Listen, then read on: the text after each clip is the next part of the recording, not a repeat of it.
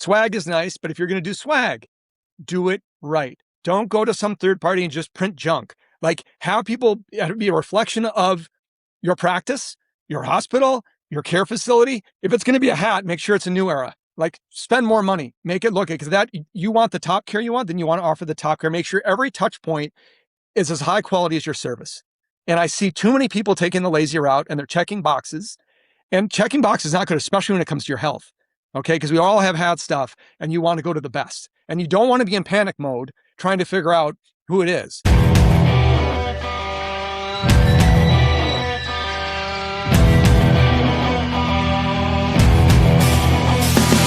Try to fix the current system or reimagine something new. Will healthcare ever serve consumers just like me and you? The power's in our hands, but every side's gotta come together. We want the newer generations to get something better. Until we flip the script and talk about what gets prevented. Until we see the changes permanent as if we meant it. Until healthcare is finally consumer-centered. We've got a lot to rap about. Welcome back to the leading podcast about how consumer health works. We spotlight how healthcare is being designed, marketed, and delivered from the consumer point of view, and profile leaders who are championing the move to preventive care. If you want to understand healthcare both as a builder or operator and as a consumer yourself, then this is the place for you. Here's what's going down today. First up, we give a shout out to Zocdoc for becoming Gemini's first partner for health appointments, marking the first time a leading AI platform can connect users directly to real-time bookable care. Then I welcome a panel of marketing leaders to talk about new research on healthcare rebrands. Jennifer Lagemann has compiled the Healthcare Rebrand Index, a report of all healthcare and health tech rebrands from 2020 to 2025, and it's packed full of data. This is the first in a new series of monthly industry panel discussions, and you'll want to hear what this panel has to say after participating in the research. I'm Jared Johnson. Let's get it.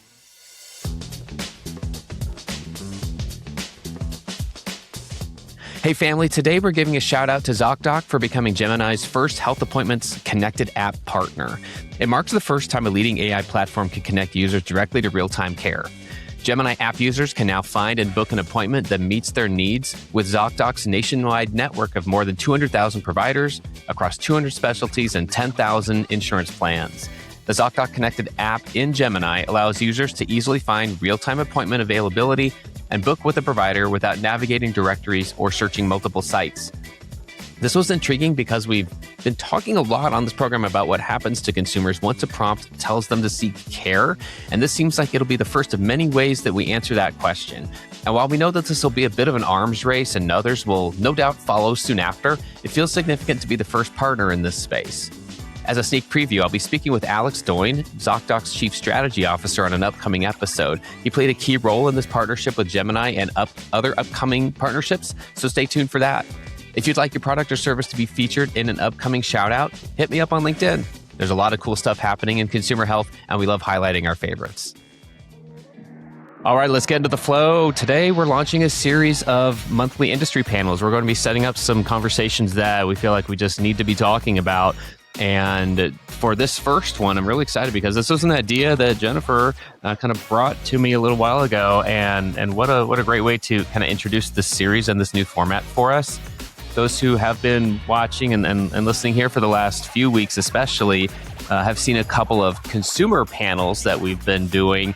And those have been speaking to health consumers who are also working in the industry. It's been a great, just kind of dual perspective set of guests that we've had there. So these industry panels are meant to complement those, just where we get to kind of bounce off a little bit more frequently, more regularly, different ideas and different perspectives.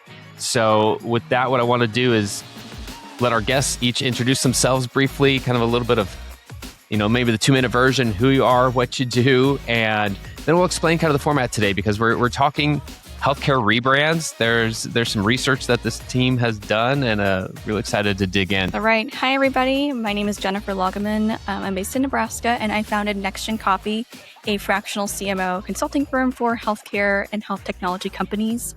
And so one of the projects I did was the Healthcare Rebrand Index, which we'll be going over today. So it's a report documenting over 2,000 rebrands between 2020 and 2025.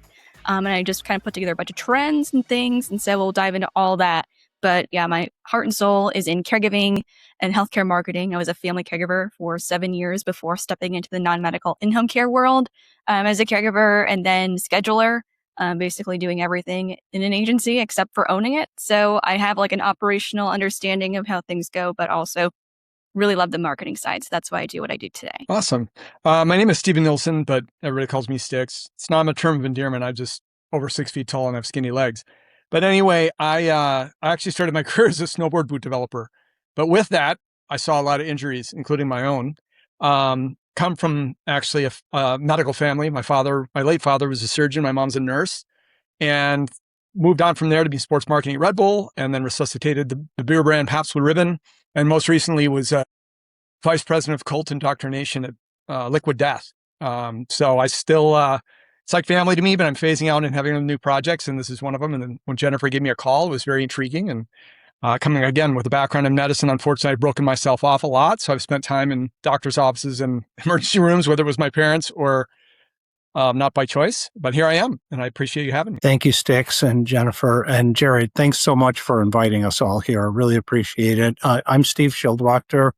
I'm the Chief People and Brand Officer for Interim HealthCare. I've spent most of my career actually in franchising, also healthcare, also marketing and organizational growth. From a marketing standpoint, I've helped brands navigate change while staying true to what makes them unique. So one of those brands is Interim HealthCare. It's the nation's oldest home healthcare company. We were founded back in 1966, so marking 60 years this year. And it's a network of locally owned and operated franchise businesses that provide home healthcare, personal care, hospice, and healthcare staffing services across the country. Our model combines the strength of a national healthcare brand, which we'll talk about, with the deep community connections that come from local ownership. And over the past years, Jennifer knows we've undertaken a significant brand refresh. And I'm excited to talk today about what we learned from her healthcare rebrand index research and how those lessons apply to healthcare brands in the marketplace today. Likewise, yeah. In fact, let's dig into that research. I think I'll turn it over to Jennifer here, kind of let us to drive here for a moment. As you mentioned, right, you've compiled quite a bit of research here. So let's start off and kind of set the stage for the rest of the panel in terms of the research you did, kind of how you designed that, what your goals were, and then we're going to dig into some of the things that have stood out, and also help us understand kind of how Steve and Stix were a part of this. Yeah. So I was working on a rebrand for a client, and I was just like, it'd be really helpful if I could have like a warehouse of all rebrands in this space, so I could kind of look at them like a swipe file. After much searching, this thing did not exist. So my LinkedIn feed kind of became a rebrand announcement feed. So I was like, I need to take all this information, put it somewhere. So it was like Google spreadsheet is what it started out as. And so I found over 500 on my own just through LinkedIn, Boolean searches on Google, home healthcare news, PR Newswire, just trying to find anything I could. So I tried all the AI tools. I tried Claude. I tried ChatGPT. They could only surface a couple at a time, so it was a consistent thing. So I was like, maybe I should just go put a report together and find out what I can find out about these things. So I did a lot of analyzing of things. And so I put all the brands into one of 14 buckets, like RCM, senior housing, pharmaceutical, all those things. So most brands fit into one of those buckets. And so I put together 12 trends for each that kind of surfaced. And so in the report itself, I put conversation starters rather than examples.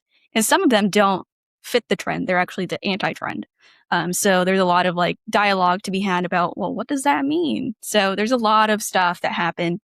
And the goal was to add editorial and guest content. And so that's what I went to Stix for. And I also added interviews. So I wanted to add some qualitative stuff to the analysis as well. So that's what connected me to Steve. I met with him and Roxanne to discuss their rebrand. And so I did about, I think, 45 interviews with people who led these rebrands, both on the healthcare provider side and on the B2B health tech side. So this report is over 260 pages of analysis.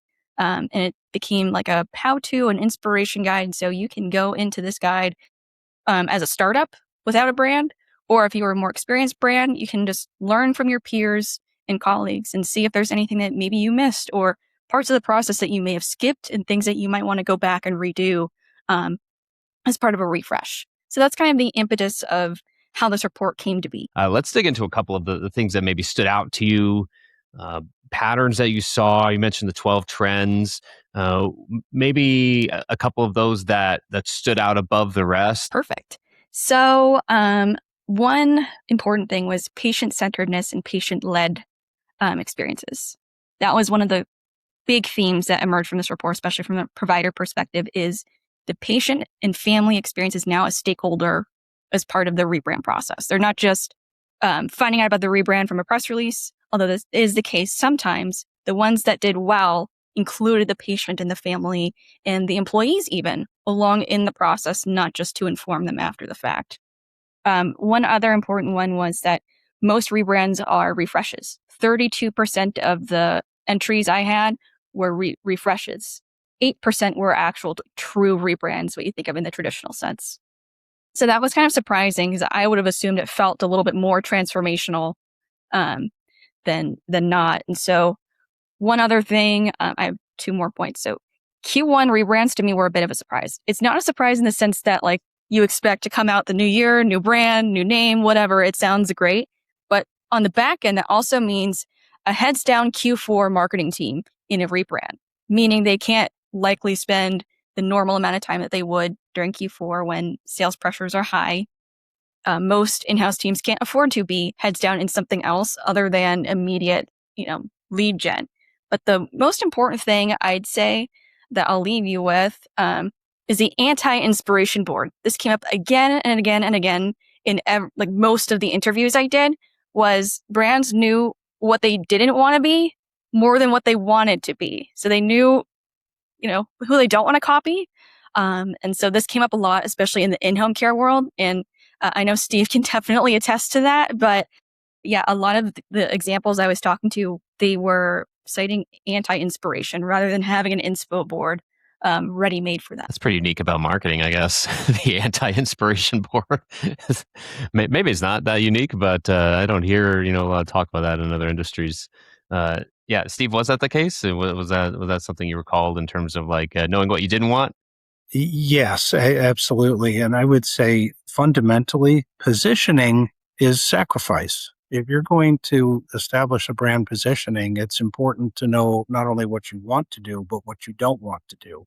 So I can't say we had an actual anti-inspiration board, although there were some things about the end result that we knew we didn't want to do, but they were essentially things that everybody else in the category does. Yeah, I'm amazed at the lack. People, this is going to sound harsh. Everybody wants to watch a bar fight, but nobody wants to be in one. And what I mean by that is that you've got to get in the mix if you want to really mix it up. And the way I've gone about brand building is that you got to get dirty. I'm not condoning fighting or anything, but you got to learn to dodge a punch. You got to learn to maybe take one. But too many people talk about this and do it, and they're kind of just taking the lazy route and kind of just glossing it over, trying to do, polish something when you really, in my opinion, if you're really going to do a rebrand, you really have to go down to the studs. And that's the way to look at me, because there's certain aspects, I'm sure of it, of the brand or the company or the facility, but you really, really, are you in or are you out? And some people I'm afraid just have a toe in. And that's the big piece that I'm seeing since I've talked to Jennifer, when I'm looking around a little bit, just as I've gone ahead visits myself.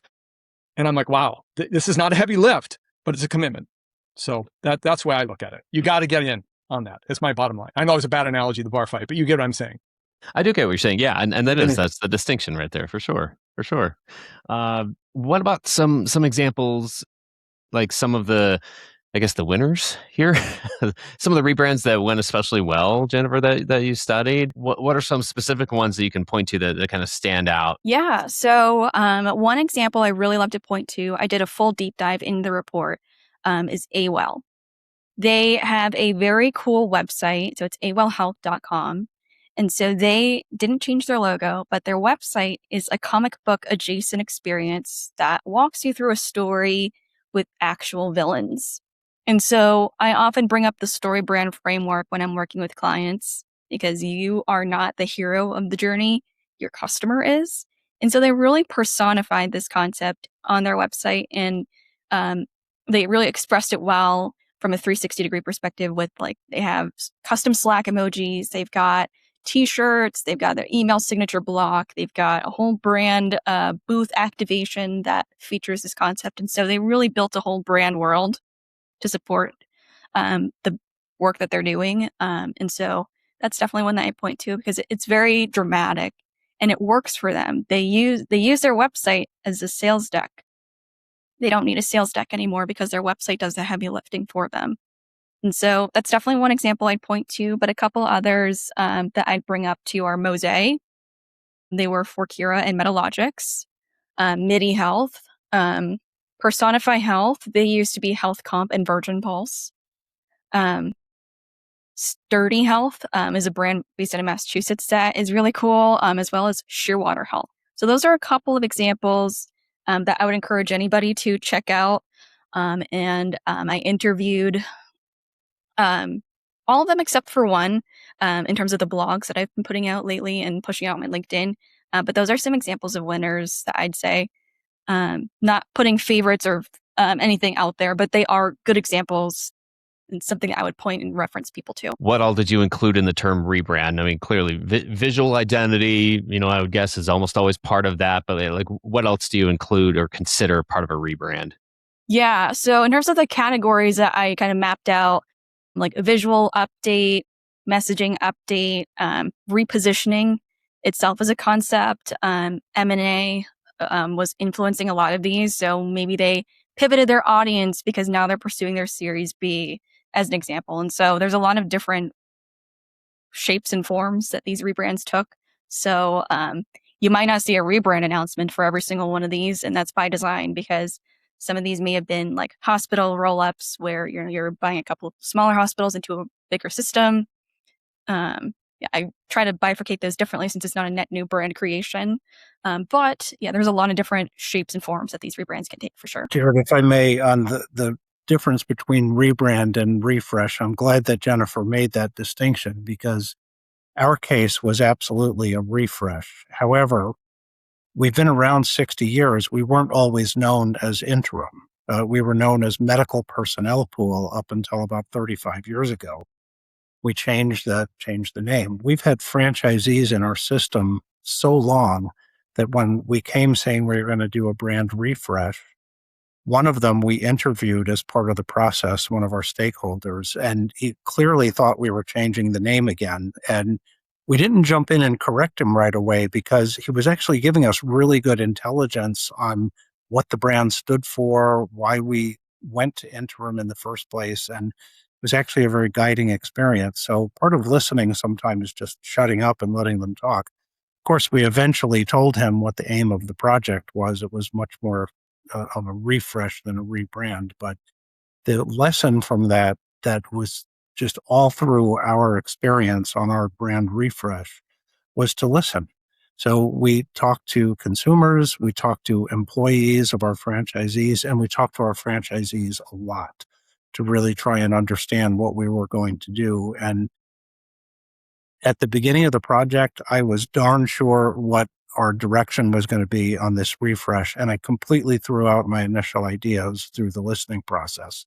So if you start with strategy before design, which I think was one of the lessons out of the AWell case that Jennifer had, I think that works really importantly. So just you've got to nail that brand positioning before you get to the cosmetics. And the only way for us to get there was to listen to our stakeholders. Just curious what other lessons stand out along the lines of what Steve was saying of like just even understanding what the difference is between a rebrand and a refresh and putting strategy first. Well, it's more than just a fresh coat of paint. I guess since Jennifer and I spoke, I've been thinking long and hard because I had a full knee replacement. All right. And that's pretty daunting.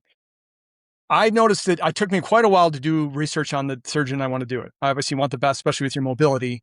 And I'm still super active person. I play hockey. And ironically, the reps for the medical device company one was an NHL player, they're now retired player. And they're like, this is a surgeon you have to go to. And even their waiting room alone, like walking into this orthopedic surgeon, the way with the windows, only given us Colorado, and it's always sunny and everything, but just, it's so much more inviting and it smells nicer and it's so much more welcoming versus I had to go get an MRI and it was like being in a dungeon. And MRIs are not fun if you've ever had one of those. And if you're claustrophobic, good luck. But I had friends, and it crosses over to my friends at Target. And he was explaining to me, corporate, how they're lighting at Target. Like if you've ever walked into Target versus another major box, they do that on purpose. The way their merchandising is, the way their lighting is, they make the experience that much. Is why you walk out of Target when you went there for paper towels and you walk out with a muffler or whatever you have there. You know what I mean? You bring them more. But I think that having grown up around a doctor's offices and hospitals, that is the one thing that you'll see. What Jennifer and I spoke about is making, because it's high anxiety for some people. Your health is if you haven't had your health, you don't have anything, right? But you've got to make it more welcoming. And I think that in some cases, yeah, a fresh coat is fine, and just a refresh of it is cool. But there's times when you really need to dig in and really have this experience, because that's the first thing people are going to see before they go see the physician, whoever they're going to do. And that you've got to calm them down. There's some nerves there, and they don't know what to expect. And that's the biggest piece I've noticed. And it spills over in all walks of retail or life or whatever in marketing. For me, when I walk in the orthopedic office versus being in a couple of other ones, it was just, again, so much more welcoming, easy. The chairs were comfortable. They were, I don't know, that was just a different experience. That's all I can explain to you. So I'm not saying they did a rebrand, but they stood out. Let's put it that way. Yeah. Okay. So yeah, let's keep in mind the experience component of brand. With all of this, I would definitely echo that, and we do talk about that a lot on this show, mostly because of experiences that haven't gone well or could have. To your point, it's not hard to find them in almost any aspect of healthcare. So yeah, let's definitely inject that and keep that in mind as we go through these. Jennifer, I'll come back to you in terms of those are some of the ones that went well. Clearly, we're not naming to name names about ones that went poorly, but like, what made some of these particularly go not as well as you dug into some of the research? Yeah, I think a lot of the rebrands that I spoke to were first-time rebrands in a long time. And so what that meant was a lot of learnings from their previous. And so the identity was preferences of the founder. Oh, our colors are because these are the founder's favorite color. Our copy is stuff that they thought was snappy and they liked. Using AI to get their minimum viable product across. Other things, putting strategy last, not keeping your customer at the center. I think a lot of healthcare rebrands may have formerly been for the board or for leadership purposes to show that we're doing something. Here's the thing, rather than here's how we're actually trying to move forward. And so that's kind of like the antithesis of what I was saying when it went well. They included all the stakeholders along the way, got buy-in from everybody. Not that you have to include every piece of feedback or use everything that they tell you, but even just getting them involved in the process makes it that much easier. Stix, let me turn to you here for a moment, just because I'm intrigued by the one of the comments you made earlier, and I felt like it fell under the thought of challenging the conventional wisdom. That's literally how this podcast started back in 2018. Was we were trying to challenge some conventional wisdom and drop the status quo and all this stuff. And I don't need to bore you with all that, but we kind of have that spirit of like taking it seriously. Like what is helpful to challenge with the status quo, with the conventional wisdom in the industry? What's worth challenging in the conventional wisdom with healthcare brands, I guess? Like where are the parts that it is worth putting some time into? Yeah. And I don't think it's a heavy lift. I really don't. But the world is in your palm now, right? We're at the speed of now. And one thing I didn't include is I work at the business school at the University of Colorado. This will be my 7th year coming up this fall. And kids, the first thing they do, and it could be a consumer, a kid, a patient, is they're going to look at your website and they're going to look at your socials. And even if they need to update, and Jennifer knows this because it's in their report, but update your visuals. Like make it a little more inviting of the time, because if they see clip art from 1979, that's a big red flag. Like, are you up with the latest technology? Like when I'm getting my full knee, which is basically an amputation of my tibial plateau, they did it via robot. But it was daunting, right? And I must mention, when I mentioned the reps of that, they were out representing at the places they need to be outside of just your typical trade shows, whatever it is. They were going to athletic events. They were going, I'm not saying just set up a tent. Swag is nice, but if you're going to do swag, do it right. Don't go to some third party and just print junk. Like, have people be a reflection of your practice, your hospital, your care facility. If it's going to be a hat, make sure it's a New Era. Like spend more money, make it look, because that you want the top care you want, then you want to offer the top care. Make sure every touch point is as high quality as your service. And I see too many people taking the lazy route and they're checking boxes. And checking boxes is not good, especially when it comes to your health. Okay. Because we all have had stuff and you want to go to the best. And you don't want to be in panic mode trying to figure out who it is. Now, we all don't know what's going to happen in the future. But for me, I have a pretty good stable now. And I was taught by my parents, I have really good insurance. Make sure you're covered head to toe. But I know who I need to go to. I have my specialists, I have the people, but it took a while. But a lot of it was word of mouth. But word of mouth is the most valuable marketing in the world. And if you've got kind of a shoddy part to your business, make sure it's all encompassing when you're going to do things. I just see, from my perspective, some of the service providers that I've gone to, their service may be awesome, but the representation, the way it looks to me, looks subpar. And it's a little scary to me. But you also got to be careful. You don't want to be just this dog and pony show and your service isn't as good and you're kind of a smoke and mirrors. So I think you'll win if you connect all that. But anything that has your brand logo on it or your service, make sure it is at the same level of what you're offering. That's it. And then I see just lazy in healthcare, in my opinion. For healthcare leaders who are considering a rebrand right now, this is on the horizon. They know they need to do it and they haven't just started yet. Where do they start? In fact, what questions should they answer before even starting the process? What's the pre-work that needs to get done even before they take that first step? Well, this sounds really fundamental, and it's just have a plan and a timetable on what you're going to do it, because you want to understand how ambitious of a refresh or a rebrand are you going to pursue, because it takes some time to get it right. This is something where it's not just measure twice, cut once. It's measure thrice, cut once. You really want to make sure you're going to get it right if you go through that. So you're going to have to lay out kind of what the timetable is, not just to get the work done, but to involve the other stakeholders. Another thing that you need to build into the timetable is research. Whether it's primary research, secondary research, whatever you're going to do, you really have to fundamentally understand who you're trying to reach and for whom this brand, whatever you choose for it to stand for, what it's going to mean to them. Who are those people that you're trying to win over? So you've got to have an idea of that from the beginning. You can't wait till you've created something and then go check it out. It's got to be input at the front. The other thing I would say is allow a little time for the creative process to happen. There was a very famous advertising man that said, creativity is a highfalutin word for the work I have to get done by Tuesday. And there's definitely deadlines and things that you have to respect. But I think build in a little bit of time. Don't try to rush it, because if you get it wrong, you're going to get it really, really wrong. I think the first thing you really need to do is identify what you're actually trying to do. I think a lot of people don't know what they're doing and they're just like, okay, we need a rebrand, but it's like, why? Not to say that you shouldn't, but you need to understand what your goal is. If let's say your intent is we need more revenue, maybe brand isn't a part of the equation, but you mainly need to go back to your budget or your plan and make a couple of adjustments. Whereas if you're trying to do big organizational transformation, we're bringing in new tech. We want to make sure that our employees are happy. We want to make sure that our employee experience matches our care experience and really just marry everything together, because we're all singing different songs and nobody says the same thing about the company. That is where you want to be starting with the rebrand. It's like, okay, we've got a core operational transformation at our hands. Now we need to make sure that our brand reflects what we're trying to do. And then that kind of launches you into, okay, do we take what we have now and kind of refresh it a little bit? Or do we need to actually throw away everything and start over?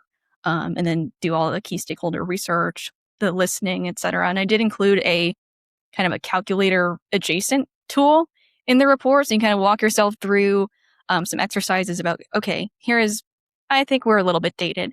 I think that we need to, we're not quite where we need to be with this. And so it's kind of like a score system where you need to do a visual refresh, you need to fully rebrand, or you just need to do a little bit of tweaking here and there. So it's kind of like a calculator, not a perfect tool, but closest I can come to prescribing a solution for people. But I'd say you really need to get back to what exactly it is that you're doing and why. Sounds so simple. I know, but crazy. Right. Any thoughts on that, Stix? Yeah, you need to listen to the consumer, the patient, the customer, whatever you want to look at. People like to be heard. People like to talk, right? And if you show that you're listening, and you'll add the littlest thing could go a long way, whether it is whether it is in your POS point of sale or your pamphlet or the waiting room, anything about it. I remember, so I have identical twins, aka the Twigs. Someone named them that. I remember they feared going to the dentist. They like freaked out when we'd have to go to the dentist. But the dentist we took them was specialized in children, and they did it right. They had a person dressed up as like a cartoon character walking around, and it just chilled them out, right? And I know we're talking about children dentistry here, but they thought about it. Like, how are we going to make this less? We're going to bring anxiety down. We're going to make it more welcoming. What's something that kids can relate to? How can we do it? And they gave them not the glasses to protect their eyes, but like funny glasses to wear when they were working on their teeth or their nubs at that point. But I think that if you can show that you're listening to your consumer, and also just, think of the brands that are very successful. Look at walking to an Apple store. There's something very aesthetically pleasing to walk in there. They're very attentive to you. Most people can answer a question. If they can't, they'll find someone that can. They will get you an answer. And I'm not saying every place has to look like an Apple store, but think of when you walk into the brands that have really been successful, part of the experience, it's not even the product itself. It's the experience of getting there. And then obviously the end result is most important when we're talking healthcare, right? But if you can put all those pieces together, you are going to have a line out the door. Simple as that. But you listen to, yeah. Can I hitchhike onto what you're saying, Stix? It's a great point. I'd say that listening to your audience, I want to revisit that for a second, because what we found in our category is that we're selling something that nobody wants to have to buy. It's like some of our competition advertise on cable TV all the time, call 800 and, find out, get service. Nobody's going to do that. Home health care is something that people resist. If they have an aging parent, they put off those conversations. It was important for us to understand that consumer insight, because if we didn't, we'd think, oh, well, let's just list all of the great things about our brand and go pushing into that. I've had the same experience at 2 other brands. And instead, by realizing, oh, we sell something that they have to get comfortable with or forced into, then our brand positioning became a lot more clear. So that consumer insight is so important. Yeah, thanks for bringing that back in. And I think that's kind of actually where I'd like to kind of help land this plane here is give each a chance to talk about how do we do that. Specifically, how do we bring that patient or consumer, in this case, point of view, to be more included, just in general, more prominently in healthcare branding? Because you've mentioned several aspects between the three of you, between incorporating your own experience. And I think that's one of the most worthwhile things. If I had to answer that question, I'd be like, healthcare professionals, doctors, and healthcare administrators can easily be distorted in what they think the experience actually is. They don't even have to call the regular line to get the appointment. They have the back line. Like, they literally have a different experience. And so it's like, can you at least project and pretend that you're the typical, most common person who is undergoing this experience, and put yourself in those shoes when you are making branding decisions. So that would be if I had to answer that, but would love to hear how you each answer that. Like, how do we include that patient or consumer point of view more prominently as we're just going about branding in general? Yeah, I think one of the main things that marketing can contribute in any organization is to always be that listening post to the consumer, to the patient, to the client.